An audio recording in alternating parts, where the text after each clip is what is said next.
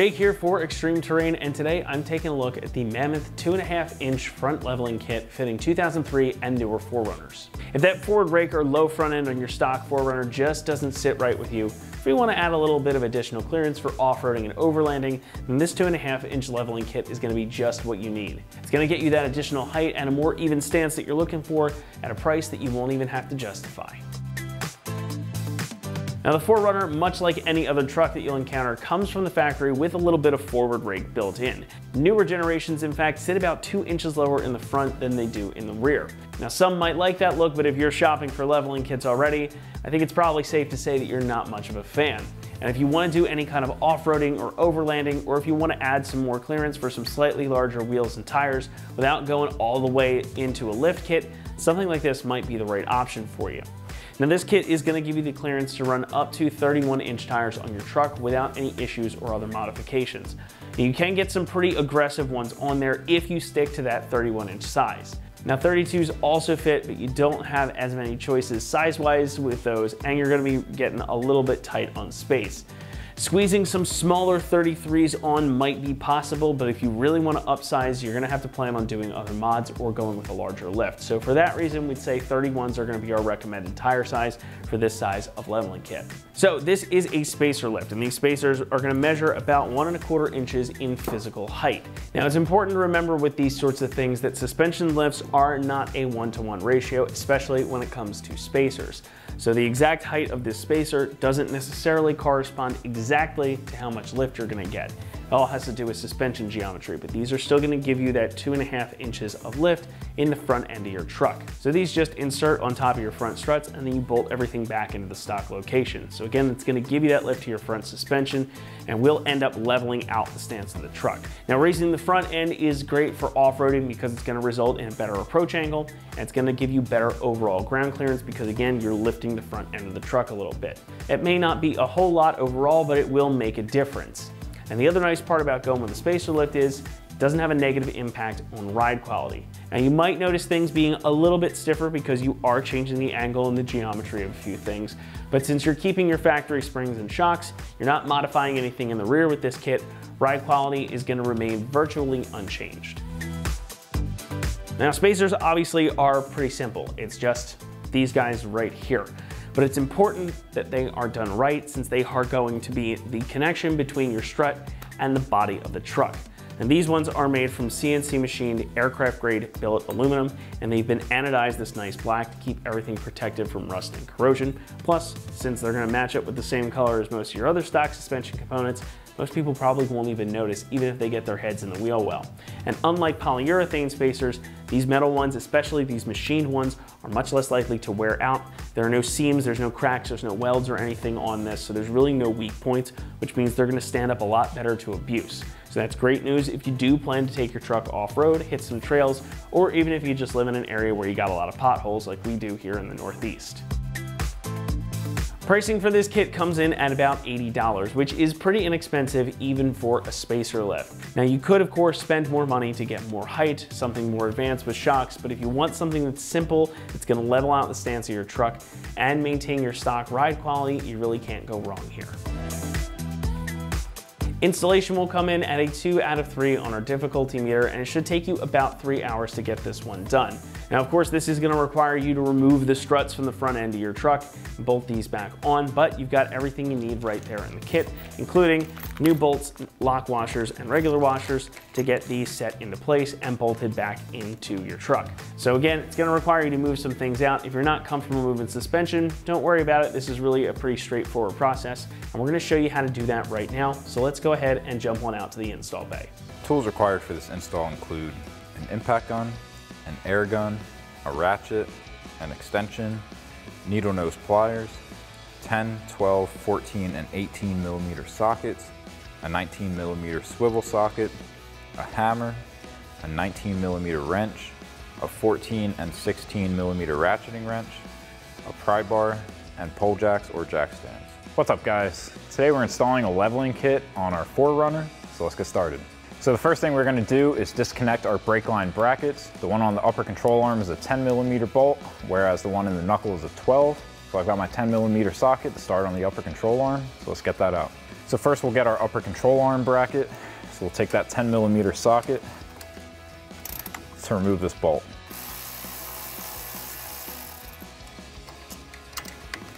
Then we can pop our bracket out of the way, throw our bolt back, and then we'll switch to our 12mm socket for the brake line bracket and our knuckle.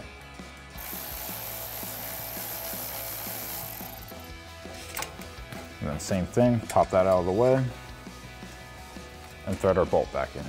Next we can remove the 18mm nut holding our sway bar end link in. So we'll grab an 18mm socket to pop that off. Next we can disconnect our tie rod end. So we'll grab a pair of needle nose pliers to bend back our cotter pin.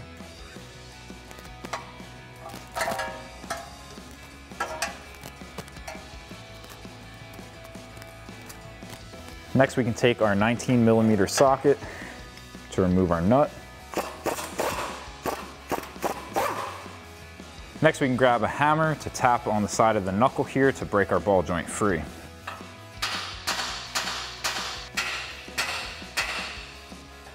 Now once we get this to pop free, we can remove our nut and get our tie rod end off to the side. Next we can loosen up our lower strut mount. So we'll grab a 19mm socket for our nut side and a 19mm wrench for our bolt side to loosen that up.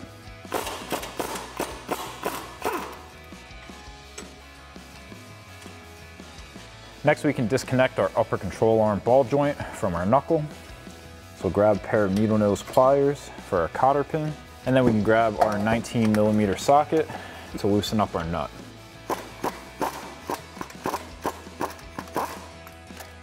And now with our nut loosened up, we can do the same thing where we're smacking the side of the knuckle. Make sure you leave that nut on so your whole knuckle doesn't go flying once it pops free. And then we'll just pull down on our upper control arm and fully remove our castle nut.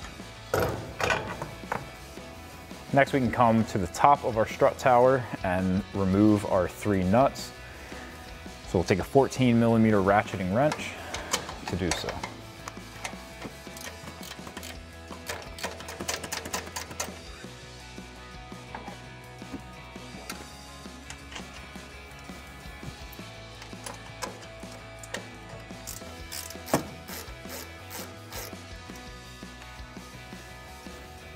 I'm going to end up leaving this nut on there hand tight until we're ready to remove our strut.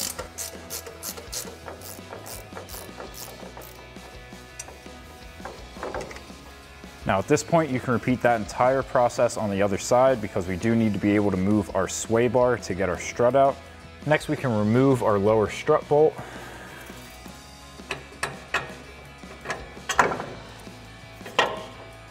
And then we can go back up top and remove that nut. And then we can pull our sway bar up and out of the way. And then once you have your strut out on one side, you can do that same thing on the other side. So now with our strut removed, we can install our new spacer. So we'll lay this on top of the studs on our strut, reinstall our 3 factory 14mm nuts, and then tighten that down with a 14mm socket. Now the studs on our strut are evenly spaced out, so there's no wrong way to put the spacer on. So we'll slide that on, thread on our nuts. And then we'll take our 14mm socket to tighten these down.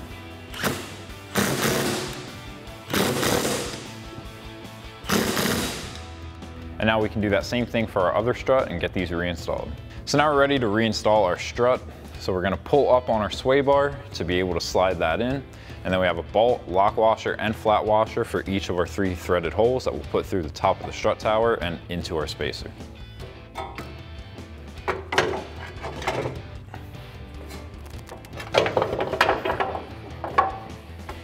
So now once we have this in place, we can take our bolt, lock washer, and flat washer and start to thread those in.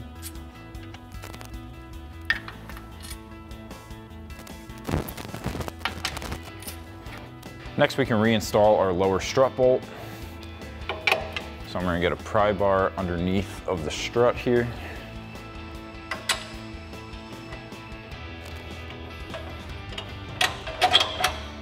Next, we can reinstall our washer and nut on the other side of our lower strut bolt.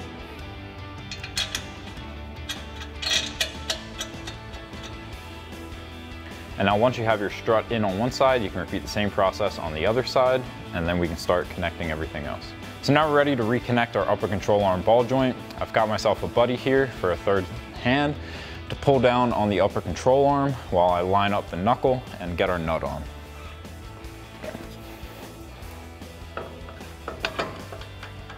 Now we can tighten up our castle nut and reinstall our cotter pin. So we'll grab our 19mm socket. Let's tighten that down. And then once you have all that lined up, you can insert your cotter pin. Now if the hole in your stud doesn't line up with the slot in the castle nut, you always want to tighten this nut. You never want to loosen it to be able to get your cotter pin in. Next we can reinstall our tie rod end into the knuckle.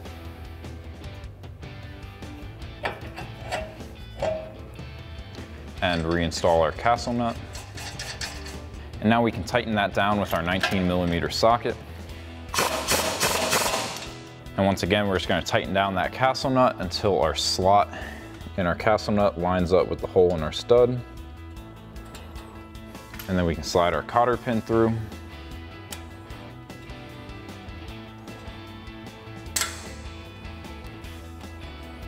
And we'll take our needle nose pliers to pinch that down. Next, we can tighten down our lower strut bolt. So we'll grab a 19mm wrench on our bolt side and a 19mm socket on our nut side and tighten that down. Next, we can reconnect our sway bar end link as well as our brake line bracket and our ABS bracket.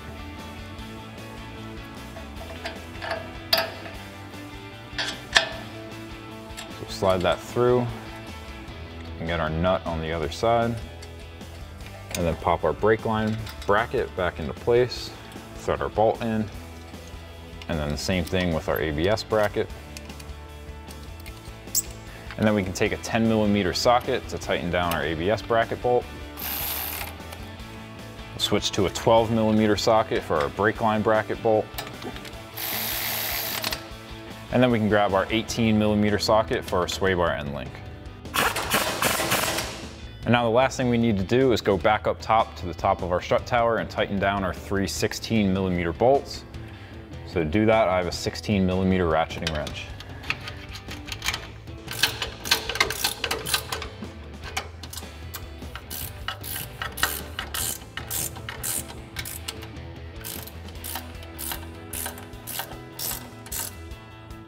So now once you have everything buttoned up on this side, you can repeat the same process on the other side. So that'll wrap up this review and install of the Mammoth 2.5-inch front leveling kit for your 2003 and newer 4Runner. Thank you for watching, and for all things 4Runner, keep it right here at extremeterrain.com.